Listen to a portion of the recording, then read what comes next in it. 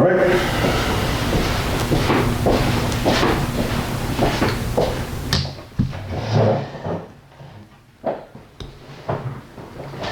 Good evening, everybody.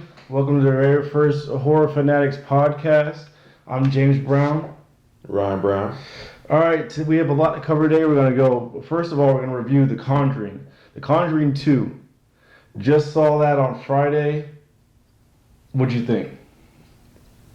2 thumbs up. Yeah, I loved it. I like the first Conjuring was the first horror movie in a while that I actually really enjoyed, and this was definitely better than that one. I think just the jump scares, the storyline kept you on the edge of your seat the whole time. I thought it was a really good, really well done movie all around. I agree. I really liked it. This is the first movie in a long time that made me jump. I only jumped one time, but it was one time I haven't jumped in a movie in I don't know how long. I think it's definitely worth a second look. I liked it a lot. Again, I would definitely watch it again. And while we're on the subject, let's talk about James Wan. By the way, in case you guys don't know, James Wan started out with Death Sentence with Kevin Bacon. Another awesome movie. The awesome movie. And there's nothing good about it, though. There's nothing positive about it. If you're looking for a feel-good movie, you do not want to see Death Sentence. It's probably one of the most depressing movies you'll ever watch in your entire life, but it was still a great movie. This is true. Then he went on to Saw. The man made the very first Saw series, the started off the Saw franchise. That's saying a lot. Then he went to Insidious and The Conjuring. I mean, I don't really know what else he could do that he hasn't already. He's revolutionized horror as we know it. And I know a lot of you guys might be getting tired of the demon movies and that kind of thing. I understand it has been done into the ground. It has been done over and over. Paranormal Activity kind of set the stage for that. But you can't blame the filmmakers. Paranormal Activity was made for $10,000 and grossed like $160 million. You can't blame people for chasing that kind of money again. I don't blame them at all. And James Wan keeps on putting out good films. Yeah. And you're saying Paranormal Activity, like you mean talking about like the new age, the demon stuff? Or? Well, yeah, right. When that movie came out, it seems like after that, every single movie that came out after that was demon related. Because before that, there was a pretty big gap. We had The Exorcist, we had stuff of that nature, but there was gaps in between. It wasn't literally movie after movie after movie. Now you got Paranormal Activity 1 through 1,000. You got The Conjuring 1 and 2. You got Insidious 1, 2, and 3. All those, the one that went straight to DVD. Some of like all the Exorcist different things, and all the found footage, and everything just came from Paranormal Activity 1. Is pretty much what started it. But James Wan. Well, how far apart were Emily Rose and Paranormal Activity? Emily Rose, I think, was. I know it was 2007. Before, 2007, 2006. Okay. And Paranormal Activity was, I believe, 2010. Okay. Something along those lines. Right. Yeah. Maybe it was even a little bit later than that. But I remember, I don't believe I was working at FedEx when Exorcist Emily Rose came out. Matter of fact, I know I wasn't. I was still in high school at that time. No, I wasn't in high school. I was newly out of high school. I wasn't working at FedEx by that time. But I remember leaving FedEx and going to see the very first Paranormal Activity the day it came out. So I know there was a pretty big gap in between that. But yeah, The Conjuring 2, go see it. Definitely give it a 10 out of 10. Awesome movie. And what do you think about The Shallows? Oh, that's like the Jaws one, right? Yeah.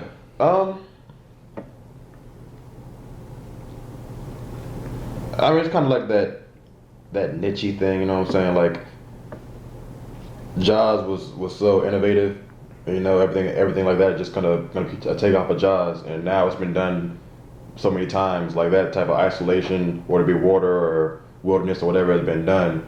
So it's good to see a new one this day and age of that, but its ceiling isn't so high, you know. But Agreed. I think it should be interesting. It's worth a look, I'd say, depending on how it's done. I look forward to it because of that reason. Jaws is 1972, if I'm not mistaken. 1977, one of those back basically the 70s. There's a lot of children, a lot of young people nowadays that will never appreciate Jaws like people did when it first came out. There's never going to be another Jaws. We already know that. They should never remake Jaws, but they can do and should do a shark movie that can recreate somewhat of the tension that it did. Deep Blue Sea didn't really get it like that. You know, it wasn't supposed to. And Sharknado just completely tore sharks apart. You know what I mean? Then you had Open Water, which really wasn't about the shark. It was really about isolation and the fact that people got stranded in the water. Sure. But I think to have this, if you guys have not seen your preview, check out the Shallows preview. It looks pretty intense. There are some scenes taken straight from Jaws in the trailer. However, if you have somebody in the water dealing with a shark, there's not too many scenes you can put them in that won't seem exactly like Jaws. But it still looks to be promising, and I have high hopes for it. And it's interesting because it's just going to be mainly the one lady is the lead character as opposed to Jaws, where of course you had the main character, but you had his crew with him. You know, he had the two other guys plus his family on the side. This looks like just really basically just her. Stuck. You have some side characters here and there, like in the show that come out, but really it's just her with the shark. So we'll see how that goes. It's basically like Open Water, except it focused on a shark now, like 100% shark, as opposed to just. But Open Water was like what two or three people, right? Two. It was a husband and a wife, or boyfriend and girlfriend. They both got stranded. But I remember, if I remember correctly, didn't the husband or boyfriend die quickly? And I was just left. I know one of them was just left around for a little bit. One of them died before the other one. I think the male died first, and then she was kind of fighting. That's how it usually goes. yeah. So on DVD tomorrow, 10 Cloverfield Lane is on DVD, Redbox, Blu-ray, in stores. What do you think about that one? I love that one too. Like I don't get out of the movies as much as I used to, but I saw The Conjuring the other day, and I saw the last one before that I had seen was 10 Cloverfield Lane. That was also a great movie. Of course, John Goodman. You can't help but love John Goodman. A hell of an actor, legend, basically, and he did his thing in that movie, as did all the other characters in the movie, and the storyline was awesome. I thought that was a great movie too. Yeah, I liked it because it has a Cloverfield title in it. You already thought it was going to be just like that first Cloverfield that came out years ago with the giant Godzilla-like creature, and it was, but it wasn't, and it took you on a way that you had no idea from the trailer that it was going to go that way at all. Very unique, and it wasn't predictable like we expected it to be initially. The thing I liked about that mostly is just without giving anything away. It's just you didn't know, you weren't really sure who's the good guy, who's the bad guy, who to root for. So you kind of basically throughout the whole movie until the very end, you're like, am I going for the right guy now, or also maybe I'm wrong? But then it kind of tugs you all different ways, so it's really well done. Yeah, definitely. Halloween is coming out October 2017. John Carpenter is coming back to the franchise. He's going to be producer. For those of you that don't know the role of producer, the director is the one that shoots the shots. The producer is the one that funds the film and that gives his input. So with John Carpenter, the original creator of the Halloween franchise, coming back for the 10th, it would be the 10th movie, the 10th Halloween movie, and the goal is to make it scary again. The goal is to bring back to the shape. What do you think about that? I look forward to it because Rob Zombie, bless his heart, no, he he tried, but I'm not too big on his remake and the sequel. But now that the original guy is coming back to oversee this new one, I think it can't help but it hasn't really no other option except to be excellent. So I'm looking forward to it. agree. And no offense to you, Rob Zombie, but if you ever get your hands on this video, please just stick to creating your own movies. Your own movies are pretty good. House of Thousand Corpses were kind of I love The Devil's Rejects, one of my favorite movies of all time. And that was not a remake. That was your own brainchild. I'm very excited for 31. I think it's going to be. I think it has a lot of potential to be really good. As long as you stick to what you know and stick to your own type films, you'll be all right. You'll be all right. What do you think about that?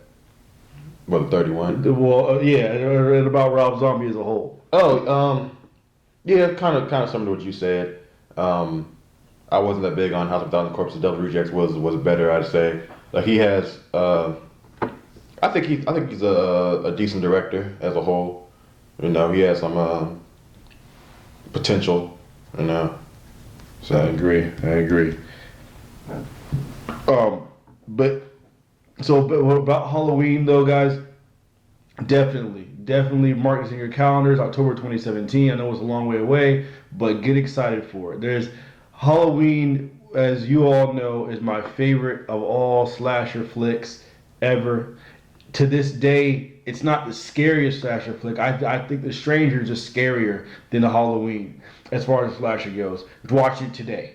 Don't get me wrong, it's still effective, but watching it today and watching The Strangers today, The Strangers had more of a scary effect to it than Halloween, at least for me. What do you think about that? Yeah, I'd say so. Yeah. I mean, like you said, it's dated. I mean, the day and age, you know. Right. Strangers should be scarier than Halloween. Right. Oh, and by the way, we were talking about The Shallows earlier. The Shallows comes out on June 29th. So the next thing, Lights Out. Lights Out is coming out July 22nd. This was a short horror film on YouTube. I want you guys to realize the severity of this. A short horror film on YouTube. I believe it's like 2 minutes and 27 seconds long, something like that. That they just put together with no budget in 2 rooms, in a hallway and in a bedroom. That was it. And James Wan, the great James Wan that we just spoke about, took that movie on to produce and is coming out to a full-length feature. This is big for horror because it shows anyone who wants to get involved in horror and make something of themselves. You don't need a big budget to get going. All you need is a great story. You need believable scenes, and you can have someone like James Wan invest in what you created. Yeah, like remember I was the one that showed you that first You did. Online. And yeah, like you said, I think it's real cool that James Wan was able to spot that and bring it to the big screen, because it gives hope to, you know what I'm saying, any aspiring filmmaker or director with any genre, really. Just to imagine that you can put something on YouTube, next thing you know, actual director is coming and putting it on in a feature length film. So I'm looking forward to that too. Plus, like the short was awesome. So hopefully they do it right and the film will be awesome also. So there is a new trailer out. The trailer that you might have seen already. There's a new one that came out with. I don't know if it came out with Conjuring 2, but when we went to go see Conjuring 2, there's a brand new extended version of the Lights Out trailer. So check that out. It's definitely really exciting. Looking forward to that a lot. The next thing, this is the big thing, guys. 3 months later, 3 months ago, we started this horror tournament. We are at the final match. I can say that I'm kind of upset. I thought Michael Myers was going to make it all the way through, and he didn't make it out the first round. So that was. He went up against I'm saying a beast. He was up against Predator, I think. Predator. Yeah. There's no way. I don't care how much you love Michael Myers. There's no possible way Michael Myers could beat Predator in a fight. It's not even fair. Listen, if Predator doesn't go invisible, and Predator takes up all his weapons, he's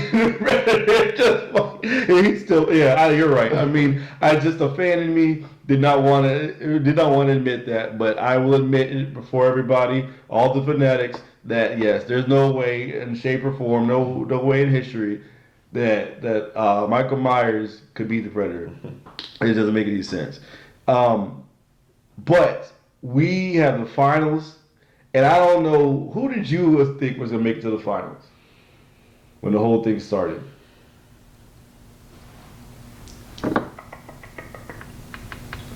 I thought Predator would actually, just because just the fact that all his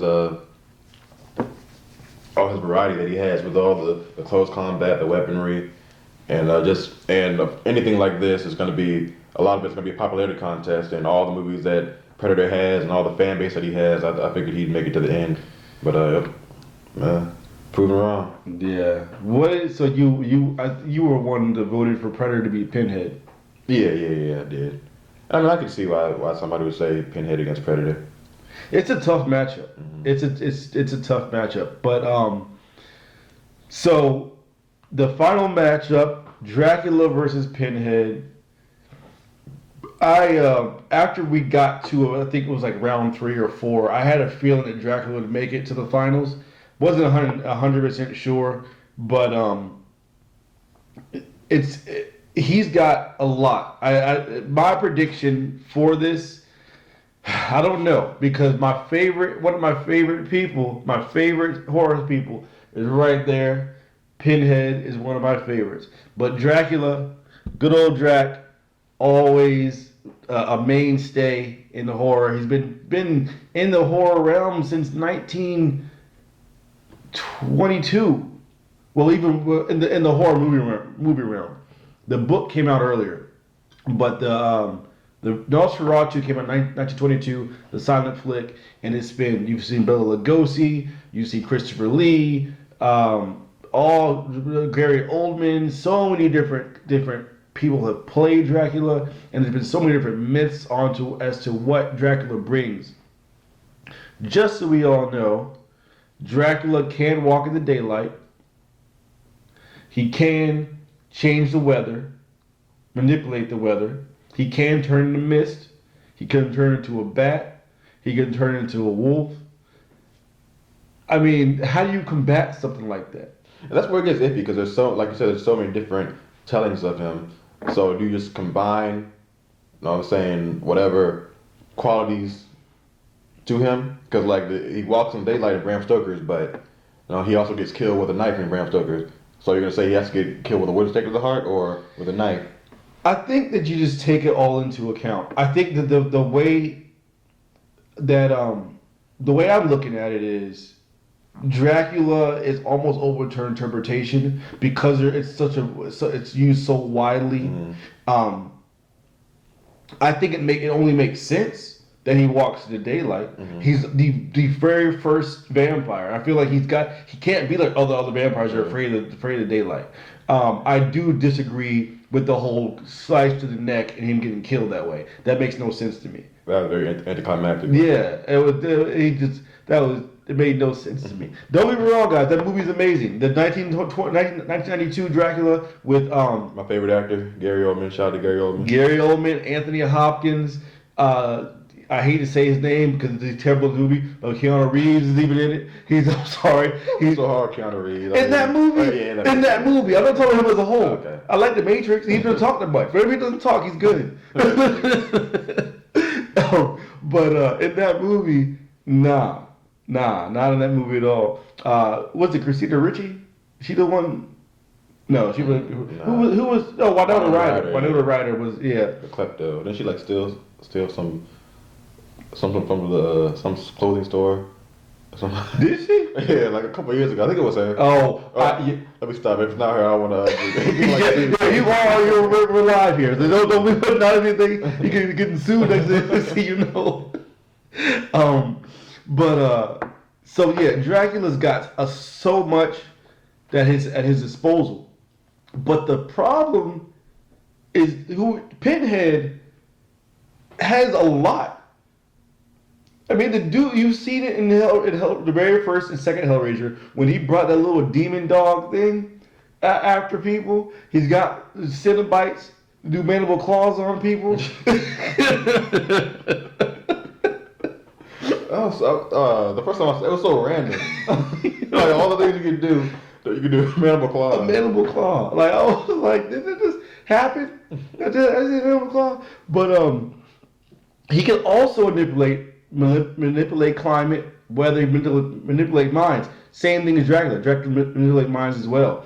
The only thing that I personally have to go with Dracula on this, now that I think about it, because the spears, I mean the hooks and chains that Pinhead has, I don't really see that being that effective to Dracula.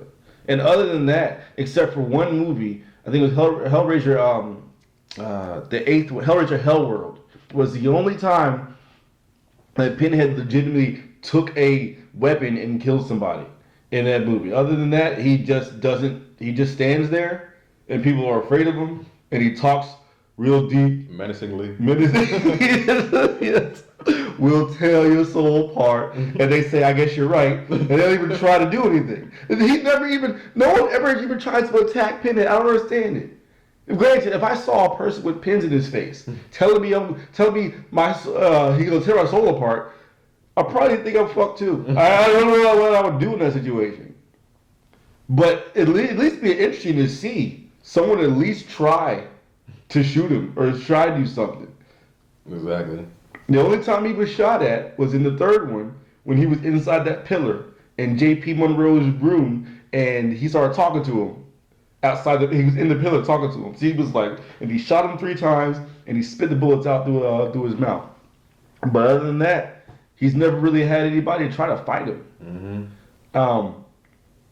So I think I have to go with Dracula. What do you think? Well, yeah, definitely Dracula. I mean, it's Dracula. You know? He's one of the Godfathers. You know what I'm saying? If it was Mount Rushmore for horror, you know what I'm saying? Him and Boris Karloff and Lon Chaney Jr., Wolfman, Dracula, Frankenstein would be on the Mount Rushmore. You know what I'm saying? So, and he's definitely the strongest of those 3. So he's damn near unbeatable. So I got to go with him. Like Pinhead doesn't do anything. He just stands there and shoots out the chains. Who did they even come from? They just come. They just manifest. He's Pinhead. There's no there. They just shoots out chains. That's what he got. I don't understand. Like I could just see, you know what I'm saying, the chains coming out, Dracula hitting him out the way and just joking up Pinhead. Pinhead won't know what to do. Right. This is supposed to happen. You're supposed to be this close to I'll be like, wait, like Xerxes. Wait, I'm gonna tear your soul apart. And you don't get choked out. Exactly. Yeah, I mean, I don't know, man. I just think that. Do you think anybody could be Dracula? Think of any, with the exception of Blade, who's probably the only person in history that can. It's hard to say. I don't know. Yeah. I don't know what Michael Myers and Jason together could be Dracula. Well, no, together they definitely would. I don't know. Yeah, I don't know. I can't think of anybody either, really. Because the crazy thing about Dracula, he's never really tried to hurt anybody. Like he's never made it his point to go kill somebody. He just tried to get his chick and leave. True. And they keep on trying to stop him, which I don't understand. Let Dracula have his chick. All he wants to do is have his chick and go back to his homeland, make some more vampires, and live happy ever after. I don't see a problem with it. I don't. Van Helsing's a hater. He really is. He hated because he don't get none. Because he's like, oh. And I really think if we investigate the origin of Dracula, that Van Helsing's a bad guy. And Dracula's been what's the word I'm looking for? Misinterpreted. Misunderstood. Yes. That's, for sure. So after this one's over, we're going to do another countdown, another tournament, and this was going to be all the horror protagonists. So Jamie Lee Curtis from the Halloween series, Ash from Evil Dead, Nancy from Nightmare on Elm Street, Kirsty from Hellraiser. It's gonna be a weird countdown, though. I mean, like weird, cause like how would you justify Jamie Lee Curtis being Nancy or vice versa? Like, what exactly is your skill set? It's like the horror villains have skill sets. That's a good point. People that grab weapons and. But I think, perfect example. So I think Jamie. I mean, of course, like Ash, like people like that will have a skill set, but like. Well, I think Jamie Lee Curtis against like Nancy Jamie Lee Curtis wins. Nancy she was like the Home Alone of like she was like the kid from Home Alone. She just booby trapped her house in the very first. Remember that? But like, Jamie Lee like went at Michael Myers and like fought him, a little bit. You know what I mean? She was in hand to hand with him. Remember H2O? Yeah. Where she just kept on stabbing him. He fell off, went through the table, and she cut his head off. I mean, she got up close and personal with him. Then again, yeah, I don't know. I have to think about how to actually make this one, because that is when it gets down to Jamie Lee Curtis versus Ash. There's no comparison with that. So I had to think of something, but there will be more. There will definitely be more from that. Anything else we need to cover? Because I think we pretty much covered everything. We covered everything I want to think of. Don't Breathe. Oh my gosh. Yes. This movie, Don't Breathe. There was a trailer for it at The Conjuring.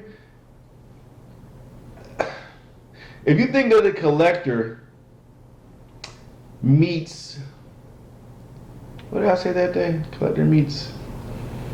I don't remember. I don't know. A blind version of The Collector for the most part. But you just got to check it out. I mean, it is phenomenal. It looks to be phenomenal. I'm very excited for it. And I don't remember when it's going to come out because I only saw it that one time. But I'm definitely looking forward to it. So that wraps up our first episode, Horror Fanatics podcast. We'll be doing this every Monday. And third one of us that was going to be here couldn't make it tonight. So next week we should be in full force. But I hope you guys enjoyed it. Keep on checking out the Horror Fanatics page. Bring your friends to it. Let's get this growing. Started a year ago with like 10 people. And now it's at 480 something people. But you guys got to vote. You guys got to participate. 480 something people, and I think like 20 people max, do stuff. But so let's keep it going. But this is fun. Hope you guys enjoyed it. See you guys next time.